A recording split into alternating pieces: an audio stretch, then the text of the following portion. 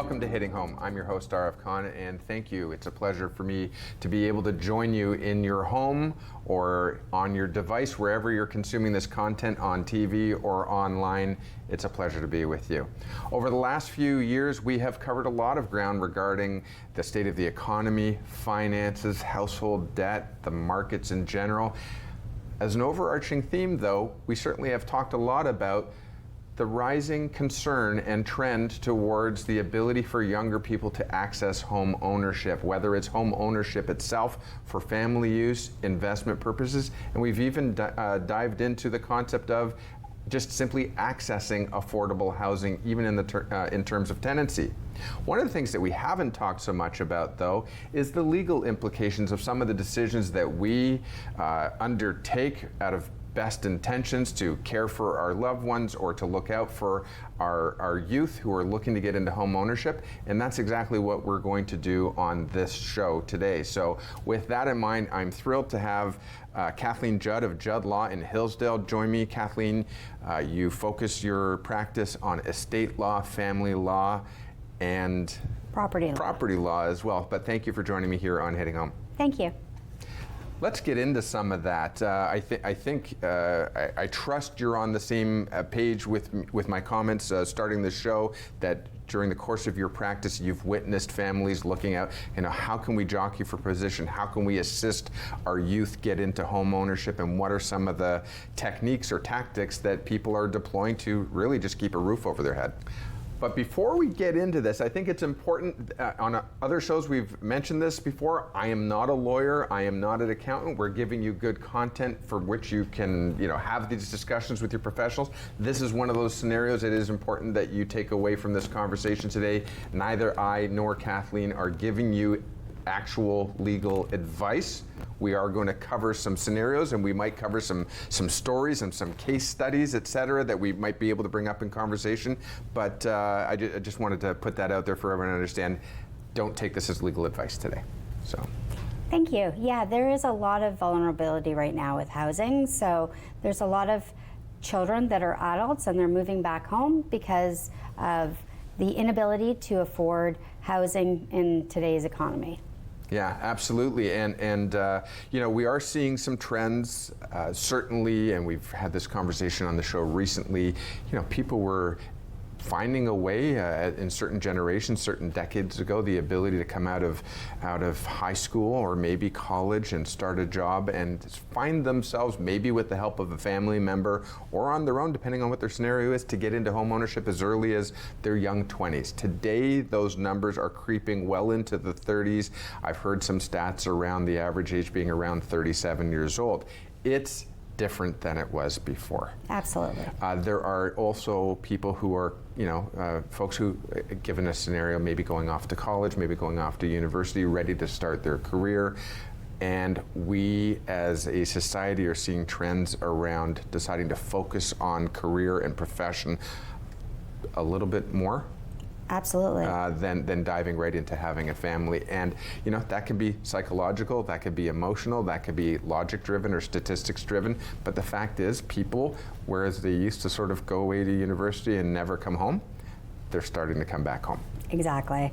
So some people are coming back home and they're basically being labeled maybe the kid in the basement kind of thing. So some people that are moving home, they pay rent, and some people that are moving home are not paying rent. And there's implications to both of those scenarios. So as a model parent, my goal in terms of looking out for my child is to welcome them back into the home. We're going to keep an eye on the markets. We're going to see when the right time to buy is. We're keeping an eye on the interest rates. We're making sure that they line themselves up to be able to get into home ownership when the opportunity is right for them. And I do the right thing by saying, come on home, we're gonna make this work. One of the things that I'm glad we're having this conversation about today is that there are implications. There are actual legal implications. One might think, I'm doing what any good parent's gonna do. It's our business. You can tell me that I've got a kid living in the basement. I'm gonna tell you that we're doing things rationally and logically and lovingly, and I'm going to look out for the best interest of my child. But the fact of the matter is, take all the emotion out of it, take all the best intentions out of the equation. There are actually some legal implications that we should be considering, and although you're not an accountant, there are likely some tax implications that people should be taking into consideration. Let's get into some of what some of those are.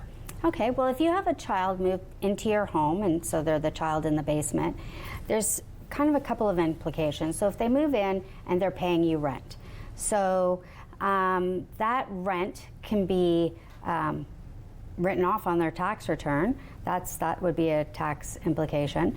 But they can pay you rent on a monthly basis, and they're now tenants. So if you're not sharing a kitchen or bathroom with your child and they have a self-contained basement apartment, they are covered by the Residential Tenancies Act. So if you wanted them to move out, you are going to be finding yourself in the Landlord-Tenant Board and the tribunal and going through an eviction process if they don't want to move out. So that's one of the implications of having your child in a self-contained basement. The other implication would be, what happens if you die? So if you die and your child's in the basement and they're not paying rent, they would have a dependency claim against you, or sorry, against the estate? The estate, yes. Yeah. So you would have a dependency claim against the estate. So there's a red flag there. If there's other children, they may not like that they have a dependency claim, and that would come in before their claims on the estate. So let's talk about both of these things just in a little bit more detail. From a tax perspective, if I, as the homeowner, am claiming the deduction, now all of a sudden, this is something, a conversation for me and my accountant at this point. But the difference between sharing and a self-contained unit, that's where the line is pretty much drawn. Exactly. So at this point, it's no longer your child living in the basement. It is, I am a landlord and you are a tenant. That's the nature of, that's the legal interpretation, or the nature of the relationship. That's exactly right. So a self-contained unit typically requires a few criteria. A separate entrance may be required. Typically, even though there's a kitchenette, if there's a stove in there, it's now officially a kitchen. There's some fire code implications. I think that there's some municipal requirement. It's not that I think, I know that there are some municipal requirements in order for it to be considered a self-contained unit. So you could be operating legally, you could be operating illegally in the eyes of the municipality and the fire code, but essentially speaking, if you have a self-contained where you have your own bath facilities and you have your own kitchen and there's no door or no solid separation, and there is a door and solid separation, you're now legally in a landlord-tenant scenario. You are. Okay, so through best intentions, my child and I decide we're going to move back home and we don't even think about it. And this is, I think from the perspective of this show, I'm leaning towards wanting to protect the homeowner from themselves emotionally. Yeah. I'm not picking on tenants in this particular case. I'm saying through best intentions, you might find yourself in this scenario. Exactly. And many people do. Okay. So what are some things that you need to take into consideration then? Because moving home, a child moving home may be done so without a contract because it was done for the love of family. Yeah. What are the implications with regard to a contract or no contract whatsoever? So you can have an implied lease. So if you're paying rent on a monthly basis, you are required to have the Ontario Standard Lease, and there's implications surrounding that. But if you don't and you still are paying rent to your parents, you are considered a tenant and you have protection under the Residential Tenancies Act. So if there's a conflict between you and your parent and these things happen, they can't just kick you out because you're paying rent, you're a tenant. If you have a self-contained, your own kitchen, your own bath, you are a tenant and you're paying rent and you can't just be evicted. So I can see this going sideways 1,000 different ways, yeah.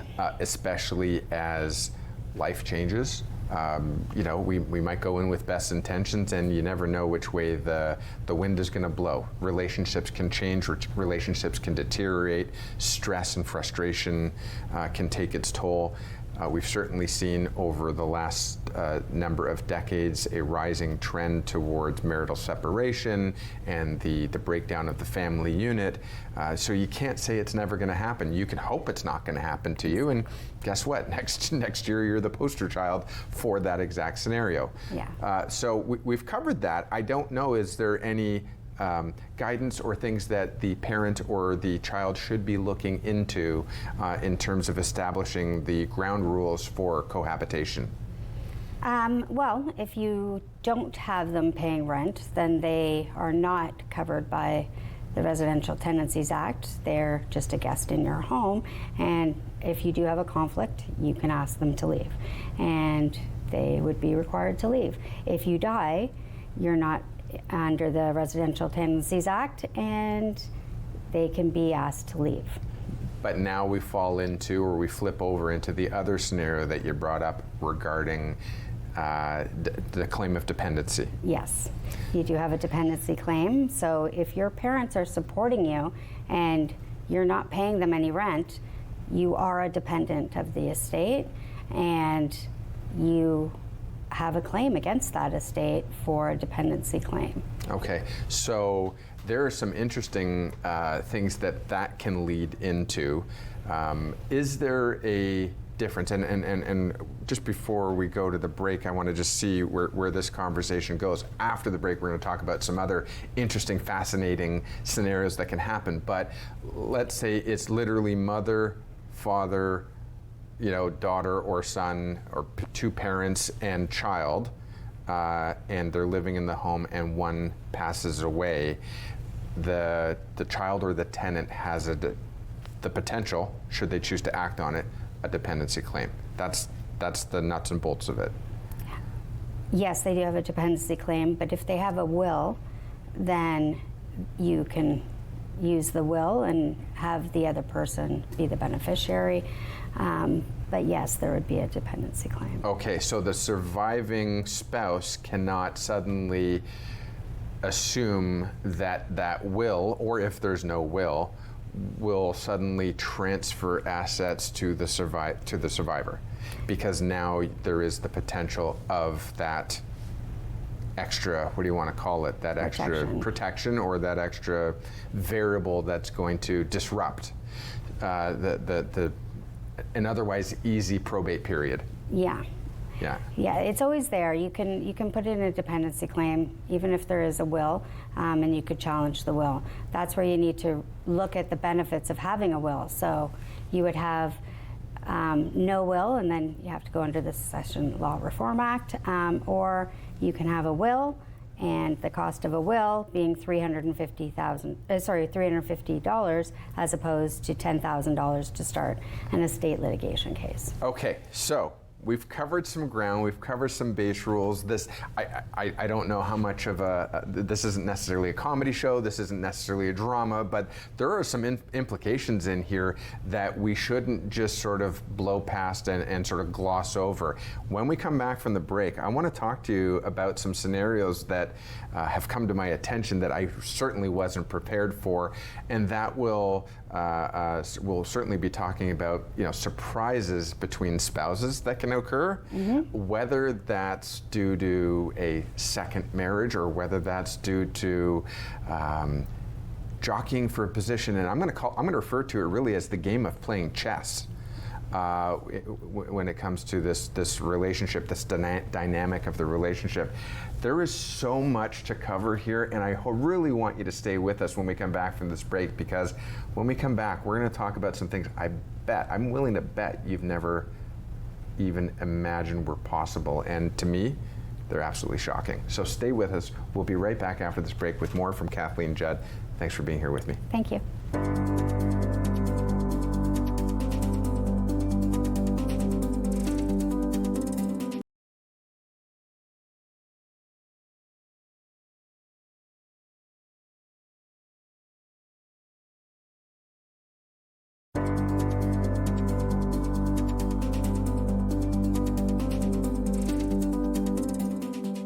Welcome back to Hitting Home, and I'm here with Kathleen Judd from Judd Law in Hillsdale.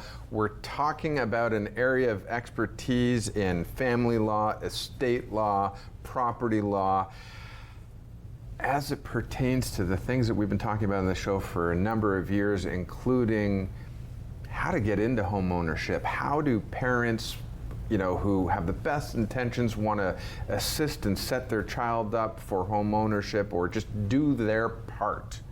And oftentimes that part is done through the benefit of equity that was earned over the course of their home ownership, and they want to be able to pass that benefit on to the child. But Kathleen, we're talking about some of the nuances or dilemmas or peculiarities that families can find themselves in. I mean, we all would love to believe in that wonderful, peaceful, harmonious family situation, but every time you add a new dynamic, a new element into the equation, whether it's a stressor or whether you've got a number of children in the mix and you want to leave an equal third because you live the ideal world in your mind. You want to leave equal thirds to 3 children, something along those lines. And then something flies in the ointment, something messes that up. And before the break, we were talking about the fact that more often than not, we are seeing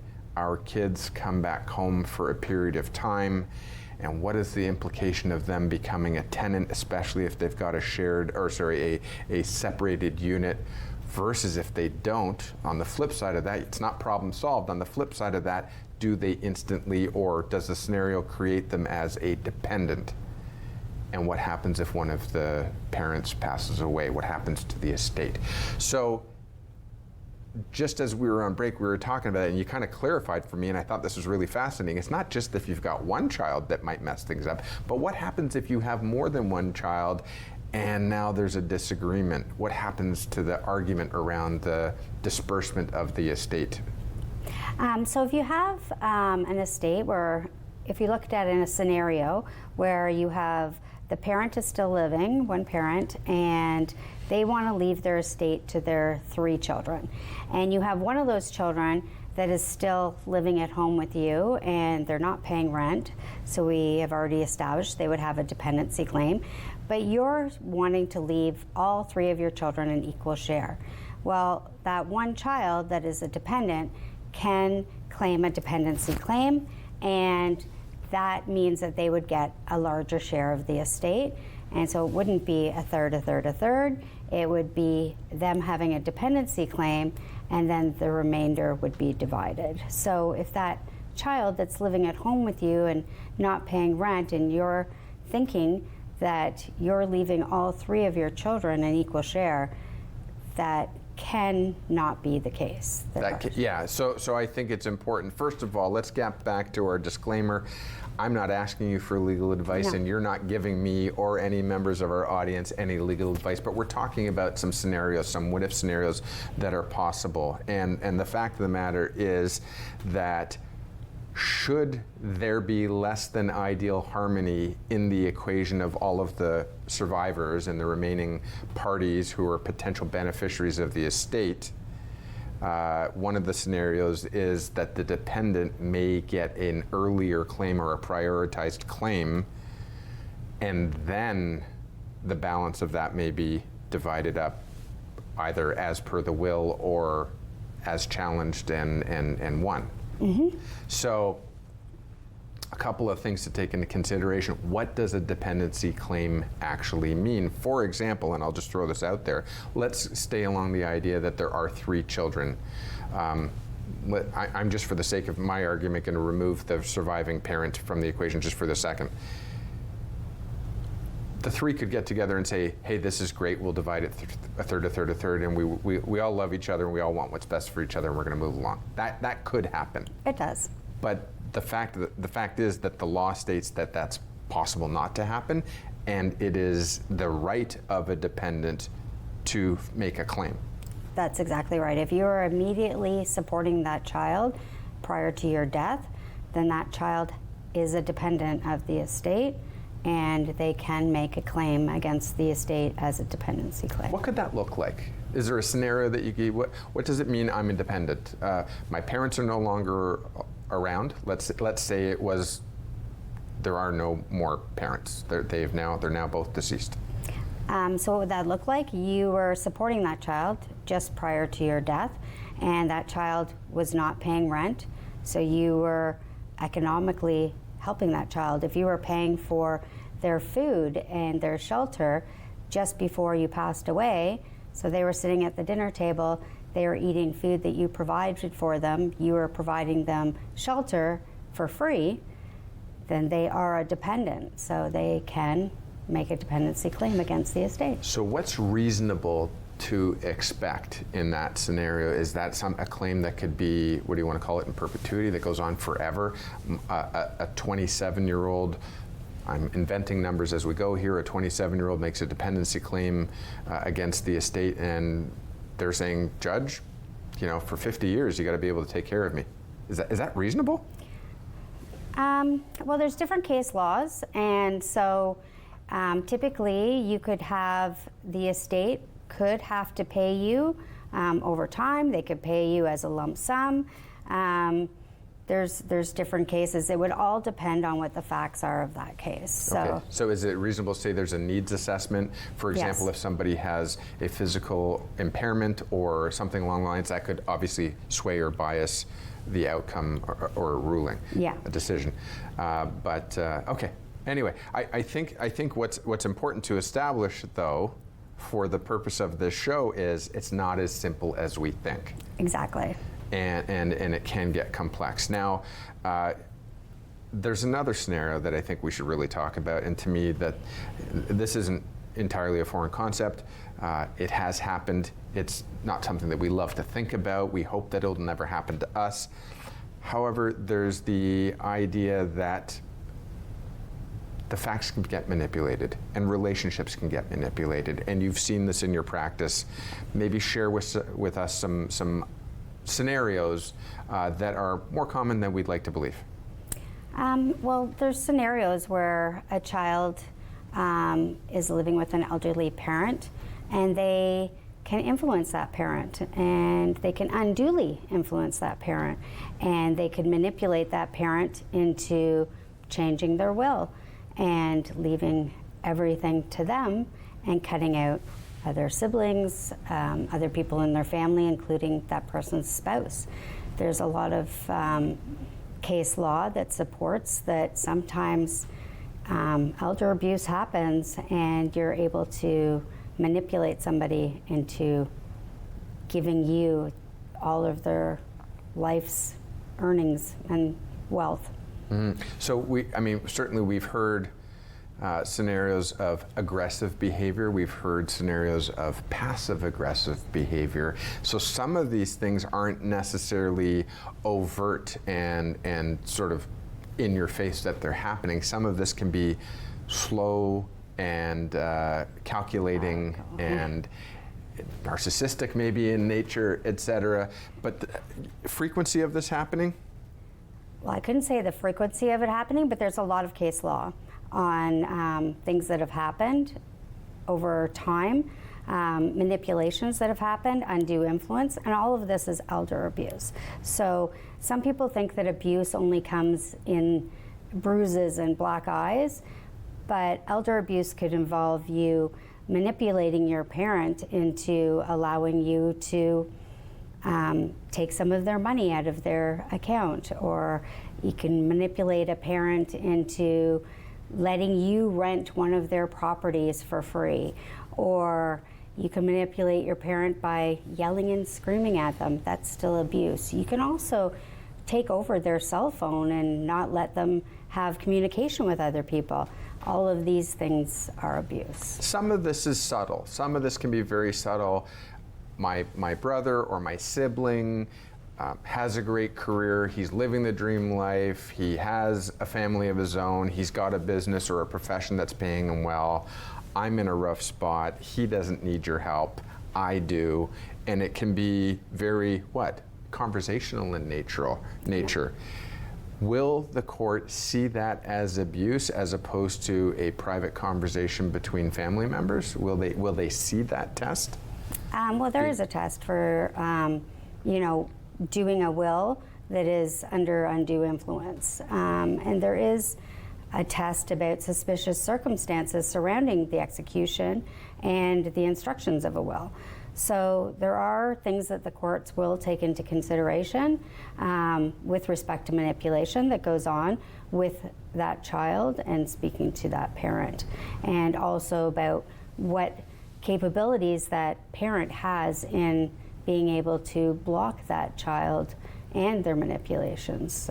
So one of the things that we hear, and again, I don't know if it's in the headlines, I don't know if it's in Hollywood, by the way, this sounds pretty dramatic, but the fact is it actually happens, and hence the case law associated with it. However, I think it's more common for us to have a conversation around, was this person of sound mind when they made an adjustment to their will? We see cases of dementia or Alzheimer's where you see the cognitive decline and the need for a power of attorney to step in, et cetera. You're saying, though, it is quite possible that someone who would be medically considered to be of sound mind and capable of making their own decisions may still be the victim of, whether it's knowingly or unknowingly, may have been unduly influenced. Even though they were of sound mind, they may still have been unduly influenced to manipulate in favor of one versus the other. Absolutely, okay. Yeah. There's times where you trust that person and you think that that person is going to look out for your best interests, especially if they're a child or a very close relative, and that isn't always the case. There's quite a bit of litigation that goes on with regards to being manipulated into making a decision that perhaps you wouldn't have made in the younger years. Also, older people tend to go into the hospital for different things, and while an older person's in the hospital, they would be considered to be in a vulnerable state. So being in the hospital in itself can bring on vulnerabilities. But it's important to remember, though, the presumption is always that you are capable until a doctor or a capacity assessor determines that you're not capable. So the presumption is capacity. You will always have capacity until you are actually assessed to not have capacity. So this becomes tricky because while you may be determined, it may be determined that you have capacity, it still may be determined that even though you made a decision on how you were going to distribute your will or the proceeds of the inheritance proceeds, the court can still step in and determine what is deemed to be fair and what is deemed to be unfair. That is absolutely true. They can. 9 times out of 10, they would go in accordance with a will. However, there is case law of British Columbia where the courts have stepped in and actually made a different distribution as to what was in the will. So nothing is as clear as we would think or hope. There's so much information regarding estate and property and family law. When we come back from the break, we're going to take this one step farther into the realm of I didn't think that this would happen. And I'm going to leave you hanging with that, but definitely stay with us. We're going to go into something quite fascinating, and then we're going to get into, now that we understand the ground rules, what can and should we be doing. Stay with us for more of Hitting Home, and Kathleen Judd will be right back.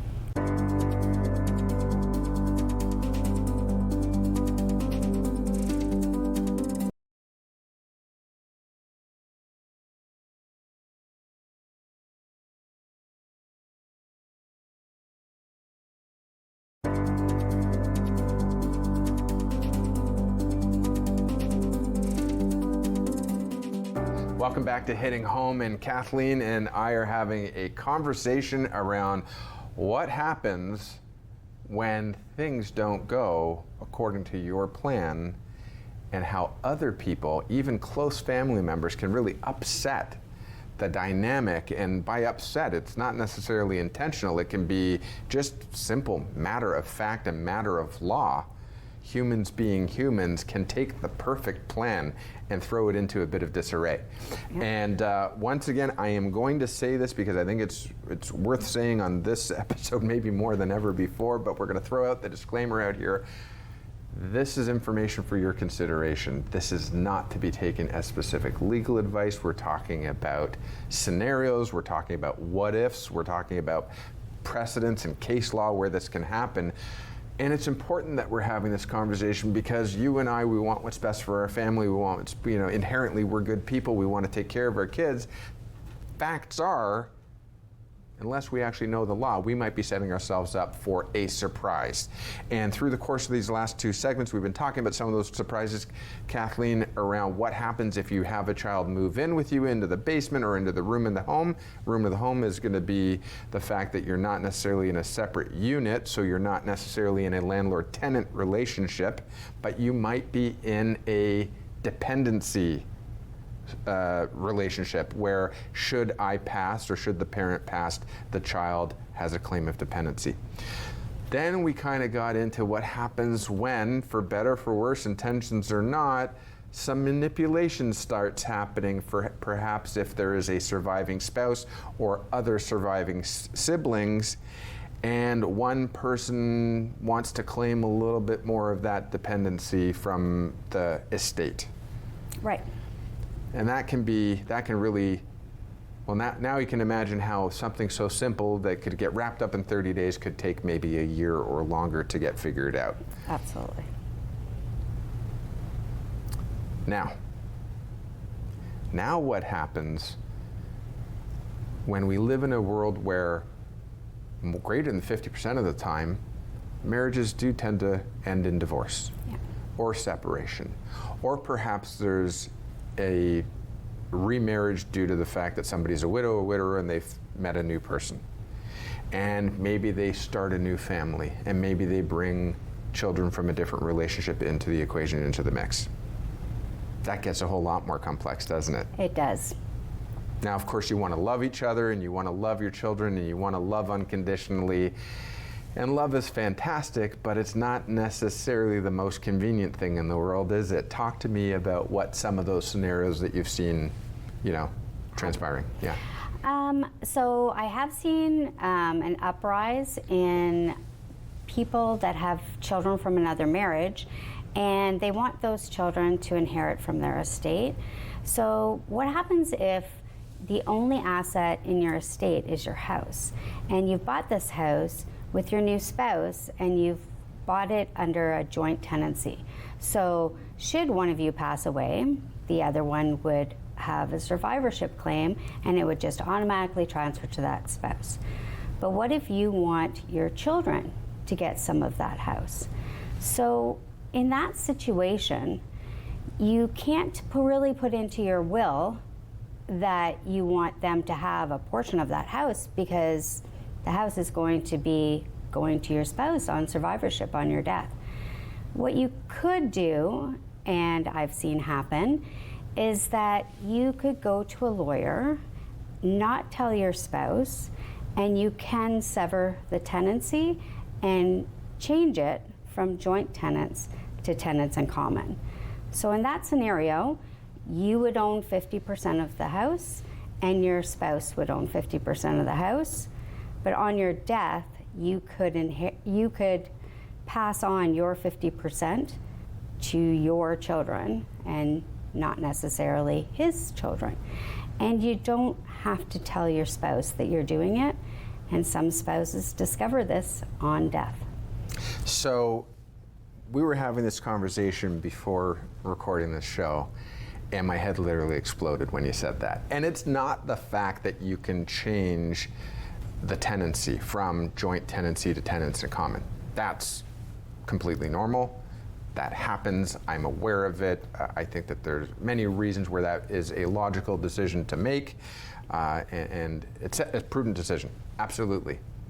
The one thing that jumped out at me that literally made my head explode was the concept that you can do this without informing the other party. Yeah, you don't have to tell the other party that you're severing the tenancy, and they, unless they were checking title, would not know that you did that. And I do have, I have seen that situation where the other spouse did not know until their spouse passed. I'm going to be completely blunt with you. This is turning out to be a conversation that I didn't plan for, that I didn't want to have, that I never would have willed upon our audience. And I'm so thankful that we're actually having this conversation because, you know, again, we can all say that we do things with the best of intentions. However, as life progresses, as relationships tend to fracture or find strain or endure challenges together, and different variables start to come into the mix, and you now have to start questioning where your loyalties are. Are they to my children? Are they to my spouse? Are they to my former spouse, etc.? This is not something that we learn about. No. This is not something that the system or the education system proactively prepares us for. And so I can only imagine that in these scenarios, there's one party who wakes up with a very unexpected surprise. Exactly. This could be really trying. However, the fact that you talked about this is something that comes up more commonly when you have a second marriage or a blended family scenario. And these blended family scenarios are far more common than ever. Exactly. I think it's a conversation that needs to be had. So how do you prepare yourself for this? Or am I hearing that no matter how well prepared you are, if someone either has just a very simple and natural change of heart, or if somebody is on the receiving end of maybe some whispering in the ear or some influence, no matter how well prepared you are, you might find yourself with an unexpected surprise. Exactly. Whenever I have a client come in and we talk about their home and how title is held, I always check, because there's no way that you could know 100% that you own your house joint tenants and that your spouse has never severed the tenancy, because you don't need your spouse's consent to sever a tenancy. Yeah, so I'm going to do this one more time, just for clarity. In real estate law in Canada, every transaction, we are taught, must be documented, and there is no handshake, there is no just friendly conversations. As in virtually every other contract or engagement in Canada, you can do it on a handshake, you can do it without witnesses, you can do it on a say-so. But when it comes to real estate, it must be, what is the definition when it comes to real estate? You say it, not me. Yeah, it must be in writing as in accordance with the statute of frauds. So you can't just handshake your property away. It does need to be in writing. Except for this one particular scenario. Well, it is in writing in this scenario. It just doesn't require your spouse's consent. Okay, but to take a mortgage, so let's say my spouse and I live in a home, it's our matrimonial or marital home, it's where we're raising our family. One party, I'll use me as an example, cannot take out a mortgage, cannot give a bank a mortgage in exchange for borrowing money, basically, without my spouse's consent. That's correct. So we're about to impact title and impact our obligations, or we're going to, basically jeopardize our scenario by putting a mortgage on the home, by registering a charge on the title, because we're going to take on some debt. Mm-hmm. My spouse has to sign off on that. Yeah. She doesn't have to go on the mortgage. She doesn't even have to be on title. But she has to be a consenting spouse, because this jeopardizes the roof over her head, potentially. Yes. But for some reason, the law is not the same when it comes to how we take title, or how we change midstream taking title to go from joint tenancy to tenants in common. No, you don't need your spouse's consent to sever a tenancy. However, your title should match your mortgage. So the people that are on title should be the people that are on your mortgage. So even if you did go from joint tenancy to tenants in common, those two people that were on the mortgage may are still remain on the mortgage. The mortgage, yes. And the bank doesn't have a say-so in how you take title. Is that correct? That's right. Okay, so this to me is a major eye-opener. And on a percentage, it's not going to be holding you to any numbers, but more often than not, I have to assume that somebody's waking up with a surprise. They did not see this coming. No, I've had clients come in and they did not see it coming. They had no idea until their spouse passed away. In a minute or less, what's the remedy, or is there even a remedy to finding out that you woke up one day and everything you thought you knew about your home and your estate is not what it seems?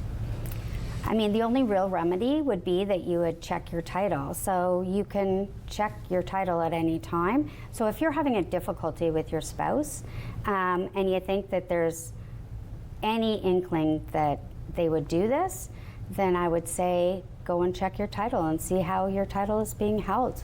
Now, you did say that there is a scenario where this happens more often than not, and that is when you start to merge and blend some families. Yes, that's true. And it is still, it can be done without the knowledge of the other party. However, typically speaking, if you're going to blend a family, it's a conversation you might want to have with this new potential spouse. Exactly, yes. Keep your lines of communication open. But if you have any kind of inkling that something is not right, you can always check your title on your property and see how it is held. And if you think that there's been a change, you could find out that way.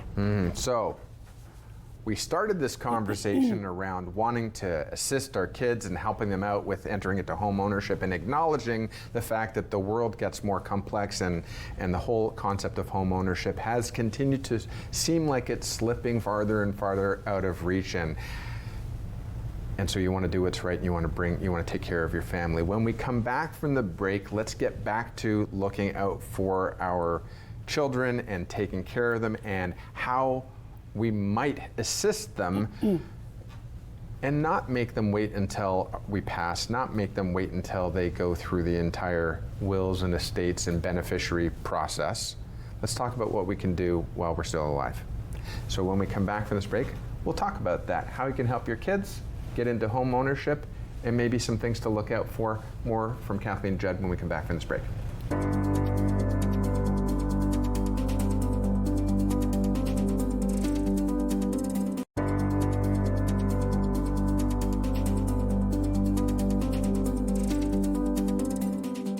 Welcome back to Hitting Home. And we've covered a lot. We've covered a lot of ground. My head is actually really exploding right now with some of this information, but I want to get into with you what you can do to help your child get into home ownership and maybe access some of your estate while you're still alive. And Kathleen, let's get into some of that. Just again, some ground rules. This isn't legal advice. Go get your own. In the meantime, though, historically speaking, we have seen somebody pass, there's a funeral, there's a celebration of life, there's a mourning period, and then there's the reading of the will, and then there's tears of happiness and tears of anger and tears of sorrow along the way in any one of the combinations of it. But things have changed, and people have gotten a little bit more creative, or looked at the tax code and look at the structure of family law, et cetera, in how we can assist, or maybe, they say that this is the period of greatest transfer of wealth. So that must mean there's more wealth to transfer. And how are we, since we're living longer as well, typically speaking, how can we help our children without them first waiting 50, 60 years for us to pass? How can we make use of our assets and our wealth to help them while it still is relevant and has its greatest meaning? And so one of the ways you can do it is by gifting, simple gifting. Talk to me about pros and cons of gifting while I'm still alive to my child to get into home ownership. What are some things that we need to think about? So if you gift money to your child and it's a significant amount of money, I would always encourage somebody to put into their will that they intended for that gift to happen. You should put an intention there so that money was intended to go to them. There was no manipulation. There was no, something that could come back later on. If you have an intention in your will, judges, if it's ever challenged, they use what's called an armchair rule. So they would sit in the armchair of the testator and look at what their intentions were. If it's actually written in your will that you intended that person to get that gift, then There's really nothing to sit in an armchair and figure out. You've actually put it in your will, and you've said, it is my intention that they have this gift. Absolutely. Now, that sounds great. And who knows? I don't know what the average gift is. It could be $50,000. It could be $500,000. With the rising cost of home ownership and the greater challenge of accessing home ownership, meaning the interest rates are higher, the tests that we're being held to are higher. I know there's some recent changes regarding the stress test when you're doing a simple transfer. That doesn't really apply in this scenario. You still have to come up with a down payment, and then if there is a debt obligation, if there is a net difference left over, the person taking title and going on the mortgage, well, they still have to qualify for that mortgage. So it's nice to receive a gift, and you might be able to receive that gift tax-free, but you may not be able to service the debt of the balance owing on the home in terms of a mortgage. So one of the other ways that you can get into home ownership is not necessarily buying a home, not necessarily putting a down payment and then getting a mortgage to buy a home, but it's getting in on title. Let's talk about that. I think that that's an interesting way that people can and will be considering helping their children get into home ownership. Okay, so you could add your child to title and put them on as a joint tenancy, and then on your death, they would put in a survivorship application. They would own that house. So again, there's some considerations there. If you tie yourself to your child that way, it can impact you if your child goes bankrupt. If they get married and they have that spouse move into this home, now it's a matrimonial home. So there's a lot of considerations there. But there's also a really big consideration, which is a Supreme Court of Canada decision called Pecor and Pecor, in which the Supreme Court of Canada came back and said, if you own a joint asset with your parent and your parent happens to pass away, the presumption is that you own that asset as a resulting trust. And so what that means is, if your parent passes away and you haven't contributed and you were just put on title, that asset doesn't belong to you. It belongs to your parent, and you're holding it as a resulting trust. So you wouldn't necessarily be able to just transfer it and you get it. So the Supreme Court of Canada came back with this resulting trust conversation. So again, in order to put your child on title, because that's your intention and you want your child to inherit this property on your death and you want it to be a rights of survivorship situation, you need to have that as an intention in your will so that it's in black and white. This is purposefully being done and it is not being held as a resulting trust. But you do need to have the conversation with your lawyer surrounding how many children you have. If it's just one child, it's not such a big deal. If you have multiple children, though, it would be a big deal. And those other children may want to contest the fact that you did this. So you should always try and support decisions like that with an intention and put it into your will. So one more time, things are not as clean and clear as we thought. The idea of bringing a child or an additional party, it doesn't matter if it's a child, an additional party on title as a joint tenant, one would think that by a definition of joint tenancy, it also kind of means joint and several as well in terms of the debt obligations. So for example, if one person is not able to make the mortgage payment, all parties are 100% responsible for meeting the obligation. It's not 50-50, you didn't pay yours, I paid mine, I'm good. No. However, in this particular scenario, the court has set a precedent that says not so fast. We're going to actually take a look at the nature of that relationship. You didn't contribute in any way, shape, or form. Therefore, we're going to disturb that previous understanding of what joint tenancy means. Exactly. Okay, so it could be beneficial, it could be a way of bringing someone into the concept or into the privilege of home ownership.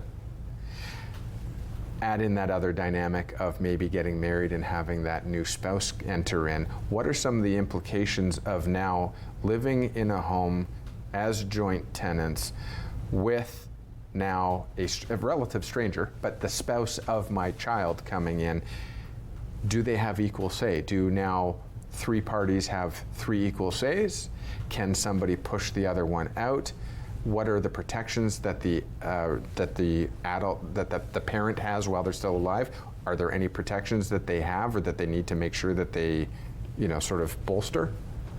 Okay, so with regards to having a child that moves in and now they're getting married and that spouse is living there, that becomes that spouse's matrimonial home, and that has a special designation. So that spouse does have basically a say. So in order to protect that, when you're having that conversation with your lawyer and you're going to put your child on title, part of that conversation is going to include, what if that child gets married and that spouse moves in as well? You need a marriage contract. You need to be ensured that this is not going to now become a matrimonial asset and a matrimonial home designation. So you need to have that conversation and you need to have a marriage contract. It's really important. Okay, so in the spirit of clearing things up, which I don't know if we're actually going to get to this, what are, in the last minute that we have here, obviously the world is complex, and obviously we try to plan for best case scenarios, we try to plan for what if scenarios and worst case scenarios. At the end of the day, you mentioned something right up front. A will costs you $350. Litigation will cost you a minimum of $10,000. That's a great takeaway. I think if there's only one thing that I walk away with more clarity on, it's that. Yes. What are some other things that you and I should be doing and we should be recommending to our children, our loved ones to be doing? It seems like when we get lawyers involved and we get contracts involved, we're implying that there's going to be a conflict, and I think we need to dispel that rumor. You got 1 minute. Well, like I said, $350 as opposed to $10,000, and that's a starting point for estate litigation. So I would like to say that lawyers are not about conflict. We're about trying to keep families together. So if I'm dealing with an elder abuse situation, I want to keep a family together and I want to dispel any kind of inkling that that's not my goal. My goal is not to rip apart families. My goal is to try and keep them together.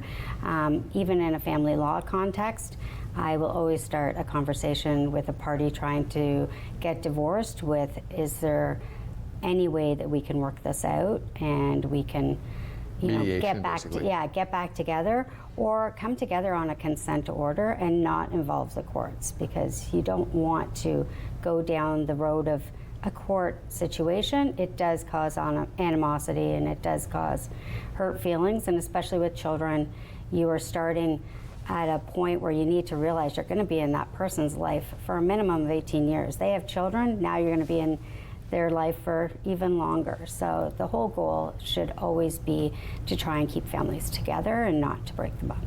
I love it. And on that note, I'm going to thank you very much for the generosity of your time, and we will see you next time on Hitting Home.